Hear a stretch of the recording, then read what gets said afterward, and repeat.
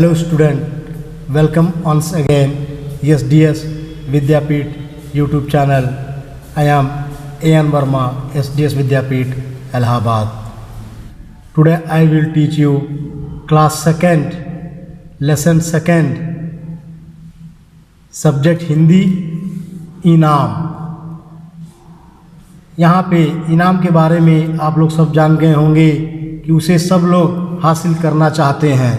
इनाम, उसी इनाम के संदर्भ में एक कहानी यहाँ पे दिया गया है। इसमें एक सिंह और परिवार, उसके भेड़िया, सारस, इतने लोगों की कहानी इसमें है। चलिए आइए हम आपको कहानी तक ले चलते हैं। एक दिन एक सिंह ने एक मोटे ताजे हिरण का शिकार किया, यानी कि सिंह ने एक मोटे ताजे अच्छे खासे हिरण का शिकार किया। सिंहनी और उनके बच्चों ने चख कर भोजन किया। सिंहनी और उनके बच्चों ने चख कर भोजन किया, यानी कि मन जी भर के खाया।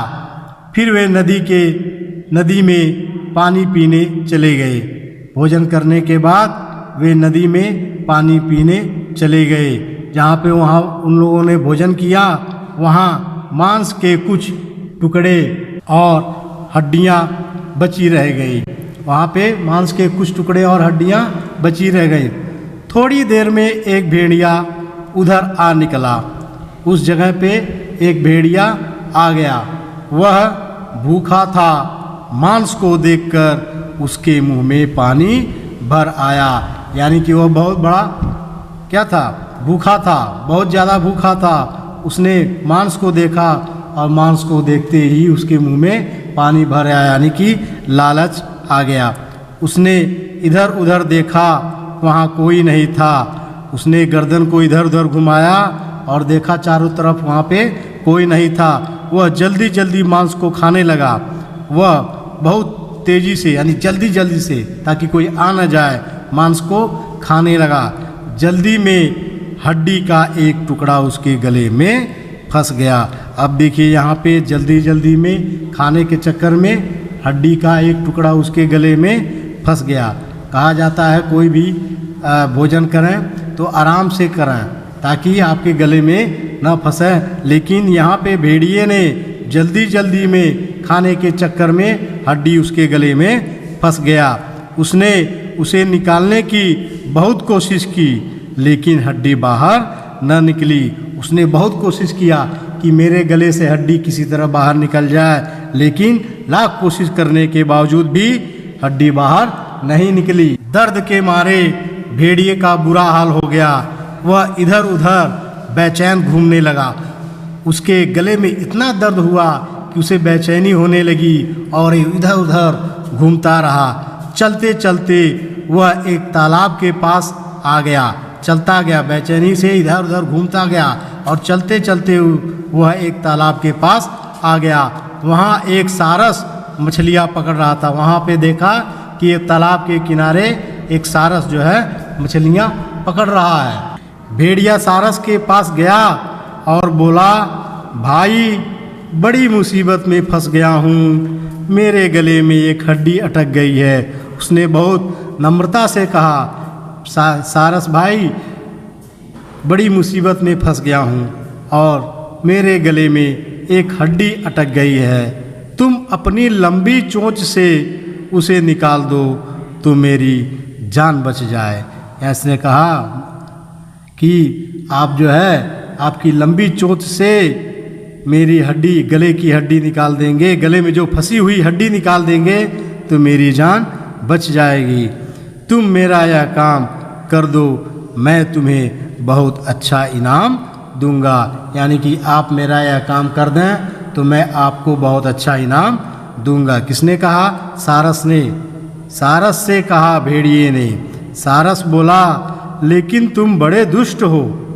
उसने जानता, उससे मालूम था कि भेड़िए बहुत दुष्ट होते हैं, इसलिए उसने कहा, लेकिन तुम बहुत बड़े दुष्ट हो। अगर तुमने मेरी चोंच ही मुंह में दबा ली तो, यानी कि मैं तुम्हारे गले से हड्डी निकालने के लिए अपनी चोंच आपके मुंह में डालूंगा और तुम मेरा चोंच ही दबा लिए तो नहीं, ऐसा मत सोचो।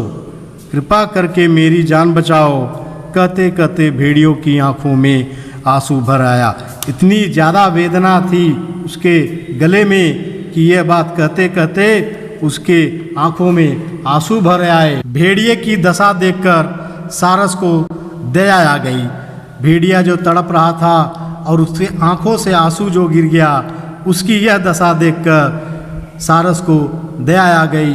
उसकी खूब लंबी, तेज और नुकीली चोंच थी। सारस के पास खूब लंबी, तेज और नुकीली चोंच थी। उसने अपनी चोंच भेड़िए के गले में डाली और हड्डी निकाल दी। उसने क्या किया, अपना चोंच भेड़िए के गले में डालकर उसमें जो फंसा हुआ हड्डी था वह निकाल दी। हड्डी निकल जाने पर भेड़ियों को बड़ा आराम मिला, बहुत रिलैक्स मिला उसे। जब उसके गले से हड्डी निकल गया, उसका दर्द जाता रहा। जब हड्डी निकल गया तो दर्द भी धीरे धीरे खत्म होता रहा।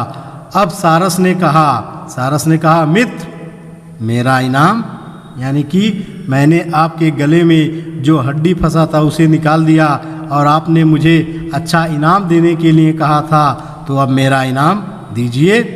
इनाम की बात सुनते ही भेड़ियों को गुस्सा आ गया, रंग बदल दिया। भेड़िया ने अपना रंग बदल दिया और गुस्सा उसको आ गया। जब इनाम की बात आते ही बोला, तुझे इनाम चाहिए?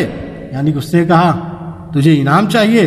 अरे मूर्ख, भेड़िए के मुंह में चोंच डालने के बाद भी तू सलामत है, क्या यह इनाम नहीं है? अब देखिए यहाँ पे उसकी दादागिरी दिखा रहा है कि तुमने हमारे गले में इतना बड़ा लंबा चोंच डाल दिया, मैंने कुछ नहीं किया, इससे बढ़ के इनाम और क्या है? जा भाग, मुझे गुस्सा मत दिला, नहीं तो खैर नहीं। चल भाग तुरंत यहाँ से, मुझे गुस्सा मत दिलाओ, नहीं तो खैर नहीं। तो प्यारे बच्चों, आज की इस कहानी में आप सब सीख ही गए होंगे कि भेड़िए ने किस प्रकार सारस को बेवकूफ़ बनाया। तो मैं समझ रहा हूँ कि आप लोगों को यह वीडियो अच्छा लगा होगा। आप लोग इस कहानी को अच्छी तरह समझ के जो भी इसका होमवर्क मिला है उसे कॉपी पे शेयर करके व्हाट्सएप ग्रुप में सेंड करें। Thank you.